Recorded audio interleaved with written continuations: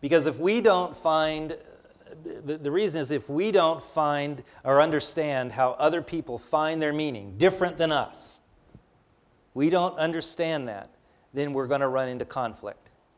And the first example I have for you is the wagon trains that went over the Indian burial grounds. You know, like, oh, this is a great road, honey. Yeah, it's just like, oh, they just made a great road through here. And it's like, it's a spiritual place. They're running over it, and they didn't know it. And a lot of people lost their lives because they didn't understand the spiritual context they were transversing through. They thought it was a hard land, it was a hard place to go, and here's an easier road. So in the hospital, if we don't understand cultural, or if we don't understand spiritual issues, we get sued and people die. How do they die not understanding spiritual issues? Well, it's in the New York Times today. It's in the New York Times today. It's a story representing Mercy Hospital outside of Modesto. That's just a small city, or Merced, sorry.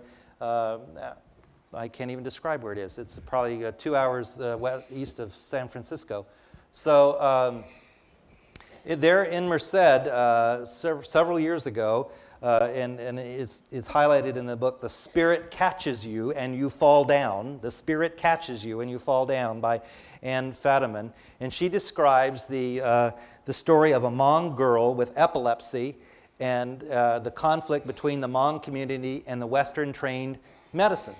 And the difficulties encountered by the doctors were not ones of translation. It wasn't, the instructions weren't lost in the translation. They had good translators. They translated the care for this. They told them what to do. But somewhere in there in the doctor's orders was nothing about praying for the spirit to come back, slaughtering a pig in the apartment, and these sort of things that were important, bringing in a shaman, I can never say that, which is their sort of version of a pastor. They're very earth-based. That's where they get their meaning and their understanding.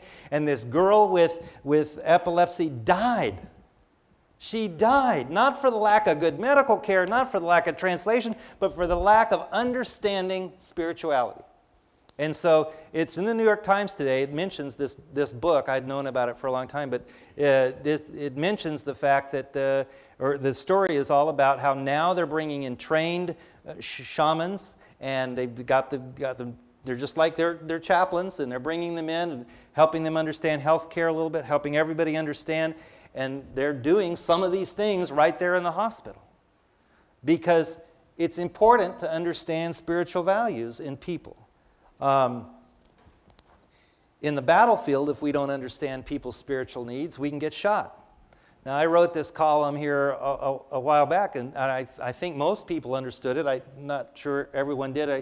I tell people it's hard for me to explain everything in 600 words. And so, last year, a church, and I seem to think it was either here in Florida or here in the South, sent some Afghan language Bibles to Bagram Air Base. Bagram Air Base. And then this last year it came out that these Bibles were burned.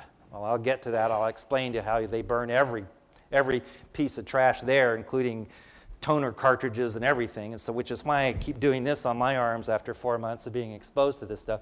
But anyway, it's crazy. They burn everything. But when they sent these things into the theater, there was some filming being done by Al Jazeera network and in the chapel, and we were trying to show them how we respect the culture, and we're trying to allow for different people, even our Muslim soldiers, to worship and so forth.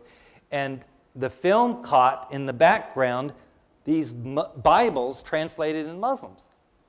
Well, first of all, even passing those Bibles out, and as I was corrected by one reader, not the possession, but it's not illegal to possess them, but it's actually illegal to pass them out. It violates our general order number 1, and to pass them out. And to understand general order number 1, it's not really, as I said in the column, it's not the average understanding of Paul LePew why we would burn these Bibles, but they can actually jeopardize the lives of American troops in a volatile environment, because a CNN story that quoted Lieutenant Colonel Mark Wright saying it was a force protection issue, and that's a big magic word, force protection issue. But you can get anything if you can say it's a force protection issue. You know, I can say, can I get 10 more bottles of wine for communion? It's a force protection. Oh yeah, we'll send it to you.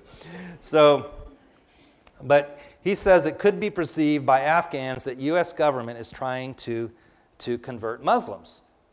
Now, my first thought was, hey, sing a few bars of Elvis Presley, Return to Sender, and send it back to the Florida church, right? Except for everything we send out is inspected by customs. And so can you imagine the customs people finding these Bibles? So we had to throw them away. And of course, as I said, anything that gets thrown away gets burned.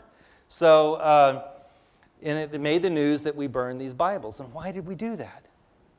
Well, I'm on the side of the man here, because I'm like, I do not want my troops endangered, thinking if somebody spots these Bibles in their hands, if they're out giving them away, that is not winning the hearts and minds of the people. Now, one of my other chaplain buddies, he's out in the field with his chaplain assistant out of my base where I was. They're handing out soccer balls, and they're handing out all kinds of gifts from the American people that says, we seek to understand you. We seek to extend a hand of friendship. Not we seek to change what's spiritually valuable to you. We have a better way. This is it. I mean, sometimes I think handing out Bibles is a way of saying, we don't really care about you, but this is sort of this is the easier thing to do. Isn't it easier to hand out a Bible than to say, we care about you, and where do you find meaning, and is there something I can get you to understand? I mean, when I was a pastor back about 25 years ago, I was 25 years old and knocking on doors and holding my Bible out and say, I just want to ask you, if you were to die tonight, where would you go? Does that say I care about where you find your meaning? That was my training, and that's what I did as a Baptist, and I think they've gotten out of that a little bit, and especially with Rick Warren is coming. He's the largest Southern Baptist church in the world, and they started their church simply by knocking on doors and saying, do you go to church? And if the answer was no, they said, would you mind if sharing the reasons why you don't go to church? Because we're trying to start a church addressing those people who don't go to church and they have reasons. And guess what they were, Well, all they do is ask for money, they preach too long, and they sing songs we don't know. So what did Rick Warren make us? I mean, what has he made his calling on?